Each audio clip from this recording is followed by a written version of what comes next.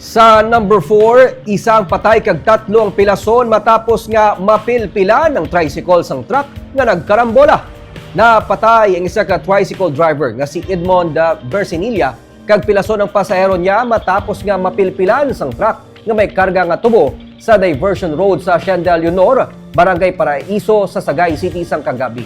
Sunod sa kay Police Lieutenant Colonel Alvimar Flores, ang hepe sang Sagay City PNP, nagapagwang isa ka truck nga may karga nga tubo padulong sa National Road sang naglabayang isa ka wing van nga halin sa Cadiz, Pasagay. Nakita sang driver sang wing van ang truck kag hana na ini nga magpundo o galing nalabot niya ang truck. May natabuan pagid nga naglabay ang isa ka prime mover nga may kargaman nga tubo kag naigo man sini ang nagbungguanay na nga mga truck.